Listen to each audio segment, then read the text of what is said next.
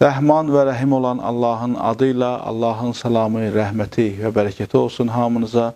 Növbəti dəfə Kanal 12 ekranlarında tarixin izi ilə verilişində görüşünüzə gəldik. Bu dəfə tarixin izi ilə verilişi Məhəmməd Peyğəmbər sallallahu aleyhi və aleyhi və səlləmin ömrünün son günlərinə həsr olunub və məlumdur ki, Səfər ayının son 10 günlüyündəyik və bu günlər aiddir Peyğəmbər Əkrəmin vəfatına və onun vəfatı münasibəti ilə əzadarlıq mərasimlərinə. Biz də bu günlərdə Peyğəmbər Əkrəmin vəfatı ilə əlaqədar olan bir neçə önəmli məsələni diqqətinizə çatdırırıq və əvvəlki verilişlərdə qeyd etdiyimiz kimi adətən Peyğəmbərin vəfatı haqqında söz demək istəyiriksə, gərək bir qədər geriyə qaydaq, ən azından Hicrətin 10-cu ilinin həcc mərasiminə, ki bu həcc mərasimi tarixdə Hiccətül Vida, vida həcci kimi yadda qalıb və vida həcci deyəndə sözsüz ki, bu Peyğəmbərin vida həcci idi. Peyğəmbər Hicrətin 10-cu ilində ömrünün ilk və son həccini həyata keçirdi. Peyğəmbər Əkrəm o zamana qədər həmin bu İslam qaydalarında müəyyən olunmuş şəkildə həcc mərasimi yerinə yetirməmişdi və bu ilk dəfə idi ki, Peyğəmbər Əkrəm həcc mərasimini yerinə yetirmək üçün həccə müşərrəf oldu və Peyğəmbər Əkrəmin vəfatının önəmli məqamları da elə oradan başlayırdı. Sözsüzdür ki, Peyğəmbər Əkrəm haqqında çox danışmaq olar və sonsuz danışmaq olar, kifayət qədər geniş, ətraflı danışmaq olar. Çünki Peyğəmbər Əkrəm haqqında hər nə qədər danışılsa və hər nə qədər danışılıbsa, bu yenə də azdır və həmin onun şəxsiyyətini tam olaraq demək olar ki, əks etdirmir. Çünki aləmlərə rəhmət olaraq göndərilən və insanların öz arasından seçilən bir Peyğəmbərin haqqında hər nə qədər danışsaq, sözsüz ki, azdır və Qur'an-ı Kərim də elə Peyğəmbər Əkrəmi bir neçə tərəfdən tanıtdırır. Onlardan biri də onun rəhmət və mərhəmət tərəfidir. Peyğəmbər Əkrəmin mərhəmətli və rəhimli olmasıdır. İnsanlara qarşı həddindən artıq mehriban və mərhəmətli olmasıdır. Qur'an-ı Kərim elə bu baxımdan da Peyğəmbəri tanıtdıraraq bəlli edir ki, uğurunun və müvəffəqiyyətinin bir səbəbi də sənin mərhəmətli olmağındır ki, فَبِمَا رَحْمَةٍ مِنَ اللّٰهِ لِنْتَ لَهُمْ. Sən, ey Peyğəmbər, elə bir şəxssən ki, Allahdan gələn rəhmətlə insanlarla yumşaq davrandın, xoş davrandın. وَلَوْ كُنْتَ فَضًّا غَلِيظَ الْقَلْبِ لَنْفَضُّوا مِنْ حَوْلِكَ. Əgər sən birdən onlarla sərt və ya tünd rəftar etsəydin, sözsüzdür ki, sənin ətrafından qaçardılar. Əgər sən daş ürəkli olsaydın, yəni sərt olsaydın, onlar sənin ətrafından qaçardılar və bu 23 illik müvəffəqiyyətin ki, biz keçən verilişdə onun haqqında kifayət qədər danışdıq, müvəffəqiyyətin uğurunun açarı sənin xoş rəftar olmağındır. Əslində, Peyğəmbər Əkrəmin davranışı bugünə qədər bütün İslam təbliğatçılarına bir örnəkdir. Acı, kobud, təhqir, insanları aşağılayıcı sözlər, çıxışlar etməklə dinə dəvət etmək sözsüz ki, yanlışdır. Hər bir insan dində qədəm atırsa, qədəmlərini sözsüzdür ki, Peyğəmbər Əkrəmin və Əhl-i Beyt əleyhissalamın qədəmlərinin yerinə qoymalıdır və onlar necə insanlarla davranıblarsa, onlar necə insanlarla rəftar ediblərsə, təbliğat aparıblarsa, əmr bi məruf, nəhy-əz münkər ediblərsə, biz də o cür etməliyik və bunu da diqqətimizdə daim saxlayaq ki, ən qəliz, ən daşürəkli, ən sərt, ən cinayətkar, ən vəhşi, ən qatı insanlıqdan uzaq düşmüş insanlar elə Peyğəmbərin dönəmində vardı və Peyğəmbər o insanlara qarşı o cür rəftar edirdi. Kim öz övladını, diri-diri qız övladını torpağa bastırar? Təbiidir ki, bunun danışmaq insanda bir belə çətinlik yaradır və bunu insan normal olaraq dilə gətirə bilmir. Bax, Peyğəmbər Əkrəm o insanlarla münasibətdə idi, o insanlar təbliğ edirdi və həmin o vəhşi insanlardan övladını, qız övladını diri-diri bastıranlardan mehriban bir ata formalaşdıra bilmişdi. Peyğəmbər Əkrəmin bu bacarığını Qur'an-ı Kərim rəhmətlə, mərhəmətlə, yumşaqlıqla, xoş rəftarla, xoş zəbanla, xoş dil olmaqla bağlayır və bəlli edir ki, Peyğəmbərin uğurunun açarı elə bir açarı da, bir müvəffəqiyyətinin səbəbi də onun xoş rəftar olmasıdır. Bugün isə biz Peyğəmbər Əkrəmin vəfatı ilə bağlı bir yenə də müzakirəyə və ya belə deyək, sual doğuracaq məsələyə toxunacağıq. Əlbəttə, bu məsələlər ki, biz ona işarə edirik, bunların bəzisi ürf arasında, yəni insanlar arasında olan söhbətdir, yəni elmi məsələlərdə, elmi müzakirələrdə bu məsələlər olmur, amma təbiidir ki, adi insanlar öz aralarında danışarkən, xüsusən də indiki zamanda ki, dini məsələləri yaymaq, müxtəlif sosial şəbəkələr vasitəsilə çox asan, çox rahat olub, din elə bir vəziyyətə gəlib çıxıb ki, bilən də, bilməyən də araşdırmadan, dəqiqləşdirmədən məlumat bu haqda yaya bilir və bu daha çox adi insanlar arasında, ürf arasında mərufdur və suallar adi insanlar arasında daha çox formalaşır. Bu günlərdə qısa olaraq bir məsələyə işarə edəcəyik. Biz adətən çıxışlarımızda da, bu verilişdə də görmüşsünüz ki, Peyğəmbərin vəfatı kəlməsini işlətirik. Bəziləri Peyğəmbərin niyə vəfatı deyirik, Peyğəmbərin şəhadəti demirik və buna bizə və ya ümumiyyətlə elə irad bildirirlər bu məsələyə. Çox qısa olaraq bu məsələni qeyd edib keçəcəyik və bizim məqsədimiz bu məsələdə dayanmaq deyil, daha çox Peyğəmbər Əkrəmin vəfatı dönəmində olan geniş müzakirə səbəb olan qlobal məsələ haqqında danışacağıq. Amma istər-istəməz əgər söhbət Peyğəmbərin son günlərindən düşübsə, bu məsələyə də münasibət bildirmək gərəyi var. Baxın, əslində biz vəfat dedik və ya Peyğəmbərin şəhadəti dedik, əslində bunun elə də bir o qədər fərqi yoxdur. Çünki kifayət qədər rəvayətlər var ki, ilahi övliyalar, yəni Peyğəmbərlər, imamlar, Allahın nəbiləri, Allahın vəliləri heç vaxt öz əcəlləri ilə dünyadan getməyiblər və rəvayətlər də var ki, Peyğəmbərlər ya qılınc yarası, ya zəhərin ölümcüllüyündən dünyalarını dəyişirlər. Yəni, bu barədə kifayət qədər rəvayət var və Peyğəmbər Əkrəm bu baxımdan, təbii ki, Peyğəmbər Əkrəm də elə şəhadətə yetişib və bunu elə şəhadət də deyə bilərik. Və hər kim ki buna şəhadət deyirsə, o da elə doğrudur. Yəni Peyğəmbər Əkrəm də şəhid olaraq bu dünyadan gedib və indi onun mən tarixi hadisəsini də danışacağım. Sadəcə demək istəyirəm ki, ümumiyyətlə götürsək, sözlərin üzərində dayanmağa o qədər də ehtiyac yoxdur. Sözlərlə oynamaq, o söz arasındakı fərqlərin dərinliyinə getməyin o qədər də mənası yoxdur. Peyğəmbər Əkrəmin vəfatı da demək olar, şəhadəti də demək olar. Vəfatı deyəndə də bu mənada deyil ki, Peyğəmbər Əkrəm şəhadətə yetməyib. Yəni, hər iki məna doğrudur. Peyğəmbər Əkrəm də digər peyğəmbərlər və digər imamlar kimi sözsüzdür ki, şəhadətlə dünyadan gedib və ərz elədiyim kimi kifayət qədər rəvayət də var ki, heç bir Allahın peyğəmbəri öz əcəli ilə dünyadan getməyib, ya zəhər vasitəsilə öldürülüb, ya qılınc vasitəsilə öldürülüb. Yəni, bu məzmunda hədislər kifayət qədər var. O cümlədən də bizim Peyğəmbərimiz ki, Xeybər savaşında, siz bilirsiniz, Xeybər savaşı İslamda önəmli hadisələrdən biridir. Xeybər müharibəsində İslam qoşunları çox çətin, amma eyni zamanda çox müvəffəqiyyətli, çox faydalı və çox təsirli bir qələbiyə imza atdılar Xeybər yəhudiləri ilə savaşda və həmin savaş uzun bir müddət çəkdi və həmin savaş ərəfəsində bir çox hadisələr baş verib ki, mən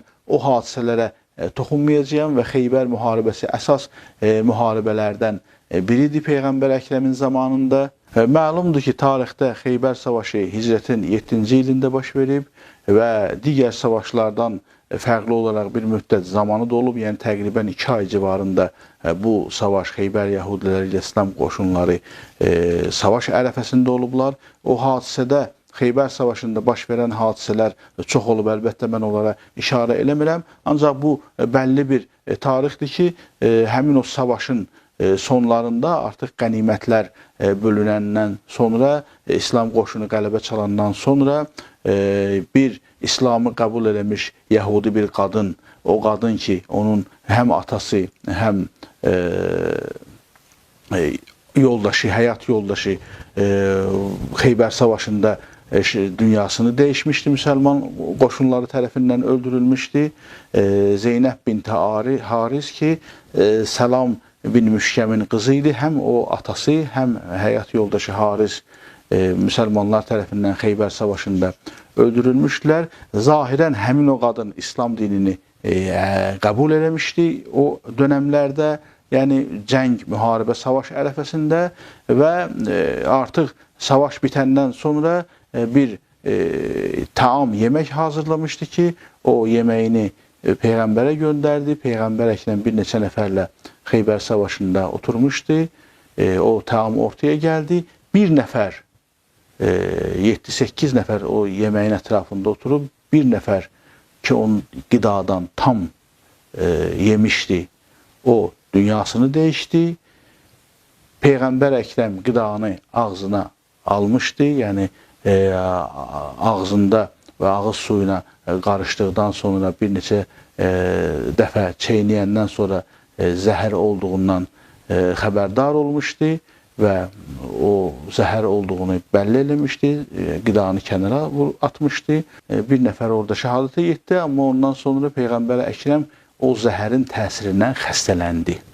Bu hadisə tarixlərdə var, bunu məşhur tarixçilər gətirib, qeyd ediblər və həmin o qadın da bunu etiraf eləmişdi və bildirmişdi ki, mən dünyadan gedən, yəni öldürülən yoldaşımın və atamın qisasını almaq üçün İslam Peyğəmbərinə qarşı bu addımı atmışam və zahirən onun elə müsəlmançılığı da zahirdə idi, yəni elə niyyəti bu olmuşdu ki, Peyğəmbər Əkrəmi zəhərləsin qisas məqsədi ilə. Əlbəttə, burada məsələ qisas məsələsi deyildi, yəni qisasdan da daha genişdir.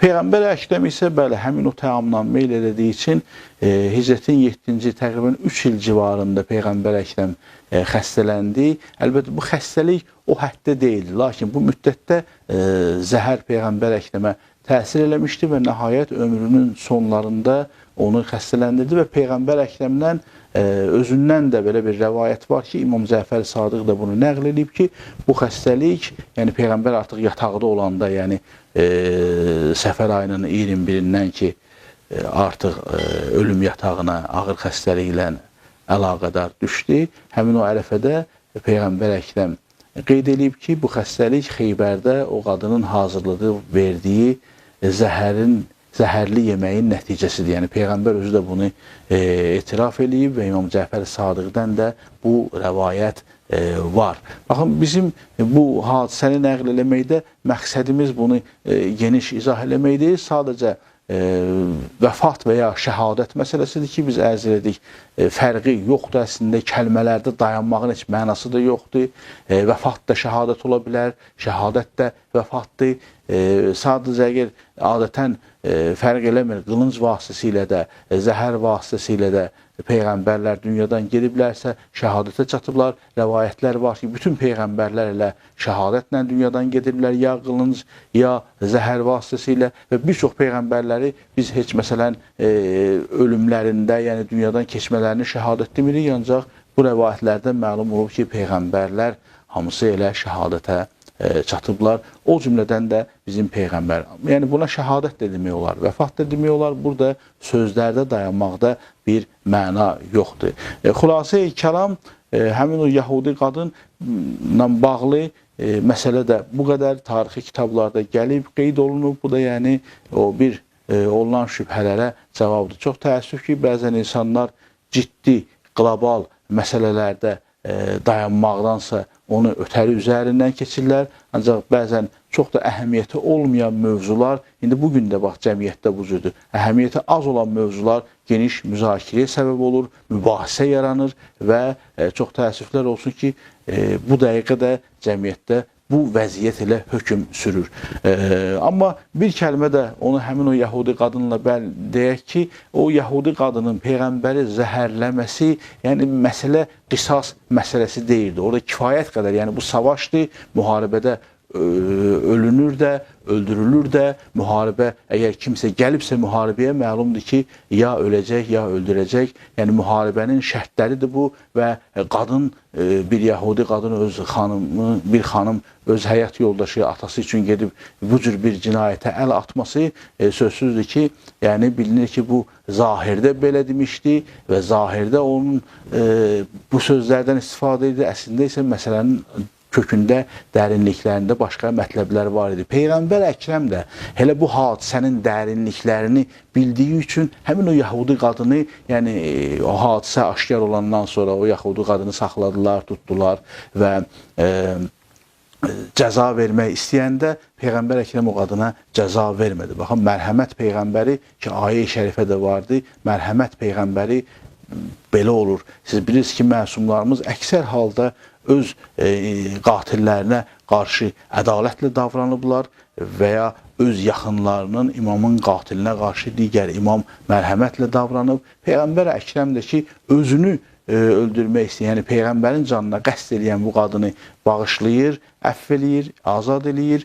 Peyğəmbər Əkrəm heç bir cəza verilməsinə razı olmur. Çünki Peyğəmbər də bilirdi ki, bu məsələnin kökü bir yəhudi qadının Peyğəmbəri qisasdan ötürü zəhərlənməsi deyil. Əslində burada böyük bir oyun qurulmuşdu. O qadın özü də həmin o oyunun qurbanlarındandır. Əslində elə Xeybər qalasının fəthindən sonra açıq müharibədə məğlub olan Yəhudi qovmi, Xeybər Yəhudiləri artıq bu cinayətə əl atdılar ki, terrorla Peyğəmbəri aparsınlar və həmin o qadın da aldadılmış bir qurbanlıq idi ki, ona görə Peyğəmbər onu əfv elədi. Baxın, Yəhudilərlə bağlı qısa da olsa bunu qeyd eləyək. Peyğəmbər Əkrəmin hələ dünyaya gəlməmişdən qabaq, Peyğəmbər Əkrəmin dünyaya gələcəyi əsrdə, hətta ondan öncə də Yəhudilərin Hicaza gəlişi, axını başlayıb.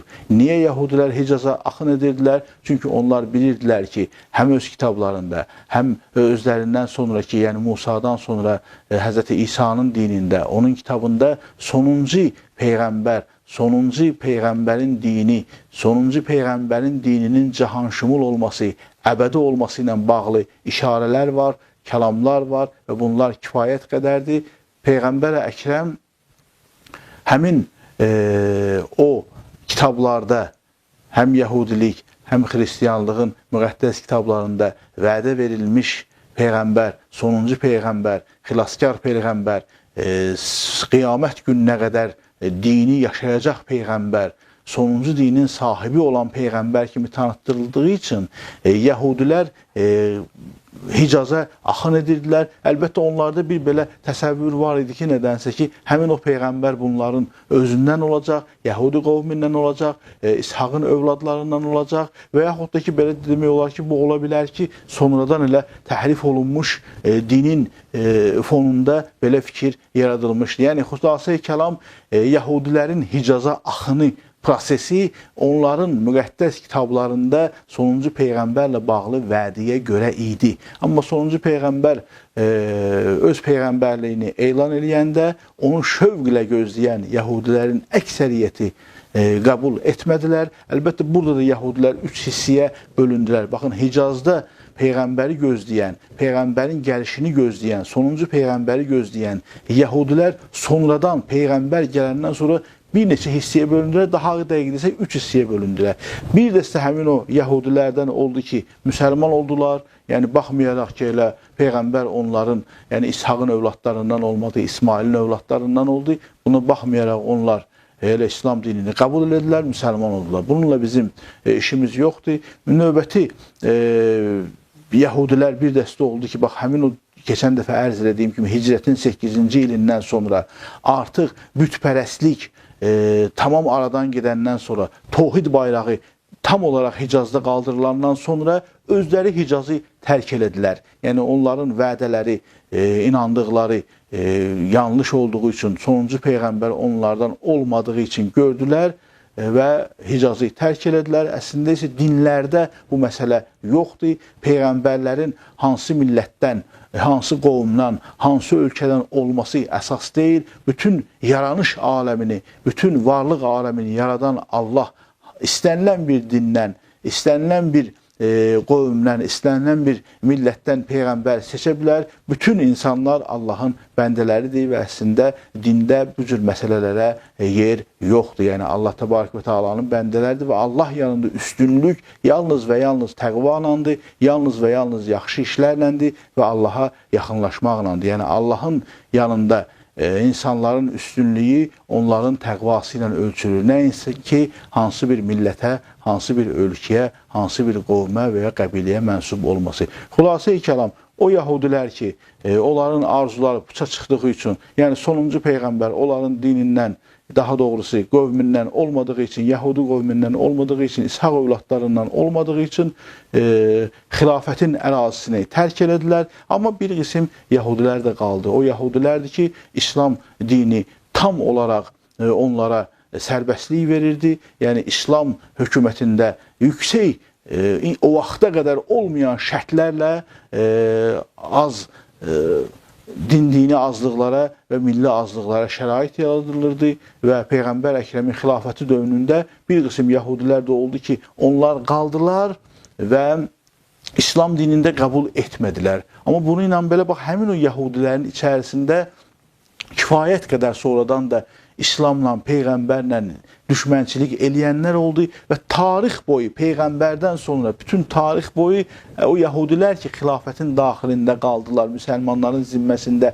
yaşamaqla razı oldular. Onlar əsasən elə çirkin niyyətlərlə qalmışdılar ki, Peyğəmbər, Quran, Əhl-i Beytlə mübarizə aparsınlar və bu mübarizənin kökündə onların bugün də yəni o Siyonist cərəyanında olan düşüncələr o vaxtdan elə Yəhudilərin bəzilərinin düşüncələrində var idi. Digərlərindən üstünlük, dünyanı idarə etmə arzuları və sonuncu peyğəmbərin bunlardan olması, əgər bunlardan deyilsə olmaması, yəni onlar peyğəmbər Yəhudilərdən olmadığı üçün onun olmamasını istəyirdilər. Bax, bu düşüncəyə, yəni o bəşəriyyətə düşmən olan bir düşüncəyə, bugün necə ki Siyonizm bir bəşəriyyətə düşmən bir düşüncə ilə dünyaya, bəşəriyyətə qənim kesilib, bax o zamanda da indi bu cür təşkilatlanma yox idisə də o zamanda da düşüncələr, bu cür düşüncələr var idi ki, ayrımçılıq salmaq, insanlara özlərindən aşağı bilmək, dünyanı idarə etmək. Bax, bu arzusunda olanlar